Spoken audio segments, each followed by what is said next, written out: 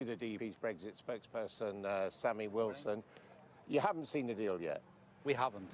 Are you in the mood to reject it? We have seen the headlines which have been put into the public domain by the EU, presumably, and what we see from the headlines would indicate that the deal which is now being presented to the Cabinet today is no different from the deal which the Prime Minister rejected in March and said no Prime Minister could ever put her pen to. Right. Well, let's be clear about this, because what we're also hearing is that any backstop would be all of the UK, not Northern Ireland specific.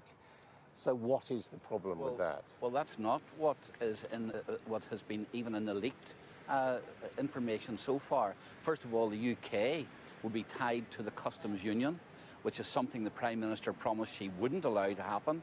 And secondly, Northern Ireland will be tied to the customs union and also tied to current and future regulations emanating from the EU.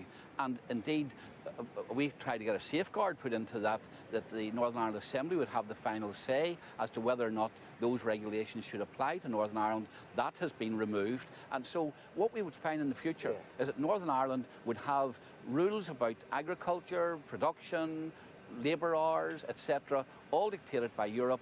We wouldn't have sight of those. We wouldn't even know what they're going to be like in 5 or 6 years' time. And if they're detrimental to our economy, we just have to swallow it. Northern Ireland does have different rules already. It's got different corporation tax. It's got different political parties. It's got its own assembly, if that was up and running. So there are differences between Northern Ireland and the island of Britain anyway, aren't there? Yeah, but the significant thing is, first of all, those changes and those differences are as a result of what was devolved from Westminster to the Northern Ireland Assembly and are made by the Northern Ireland Assembly on the basis of what is good for Northern Ireland. What we have in this document, as we understand it, is that the EU, for now and in the future, would be able to say, these are the rules that apply to Northern Ireland. If you don't like it, tough. They come from Europe and you've got to obey them. OK, so let's be clear about this. You're saying the confidence and supply arrangement is off on this one. You're going to vote against the government. We're saying that the government had agreed an agreement with us that they would deliver a certain kind of Brexit that wouldn't break up the United Kingdom and that would honour the referendum. It's clear from what we have seen of this deal that that's not happening, and we will not be voting for this particular deal. So what do you think should happen then? Because that means Britain possibly heading out of the European Union without a deal. Well, you know, it's not just us, of course, who are saying this. There are members of the Labour Party who are saying it. There are members of the Conservative backbench who are saying it. There are Remainers within the Conservative Party who are saying it. So the Prime Minister has got a problem. For yourself. I mean, if you're party to defeating Theresa May's deal, what happens then in your view? We're taking the Prime Minister at her own word.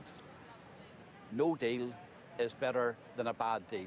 And a bad deal is one which would break up the United Kingdom, which would leave us tied to the EU, which would leave whether or not we break those ties up to the European Union and not up to the British Parliament. That's a bad deal, and by her own definition, that should not be accepted by Parliament. And if that brings down the Prime Minister?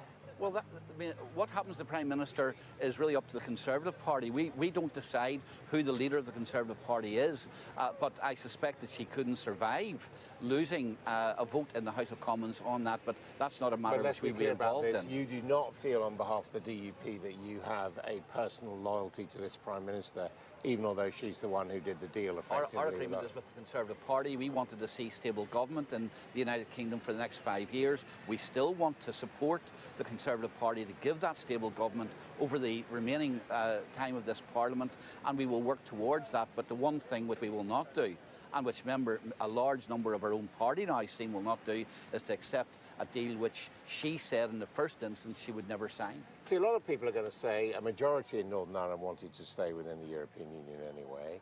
It's quite clear that a majority in Northern Ireland don't want to have a hard border between North and South. This deal delivers that. So who are you to stand against it? Well, I mean, two things. First of all, majority in London decided to stay. Are you saying there should be a separate arrangement for London? A majority of Scotland said they wanted to stay. Should there be a separate arrangement for Scotland? That's what I mean by the breakup of the United Kingdom. And as far as a hard border is concerned, we have no concern about that because, and here's the irony, the EU have actually guaranteed the Irish government, even in the event of a no deal, there will be no hard border. And this is what we can't understand. If in the event of no deal, there's no hard border, how in the event of a deal? What are we all arguing over then? Well, that's what we want to know, and we believe, and you made reference to it in that earlier interview, this is not about the ease of trade across the border. This is not about securing the integrity of the European single market. This is all about a punishment beating for the UK because they dared to vote to leave the EU. And unfortunately, the Prime Minister has allowed that punishment beating to be administered. And that punishment bidding will in my belief, damage the UK economy and damage the UK constitution. That's why this deal should be rejected. Sammy Wilson, thank you very much indeed for joining us.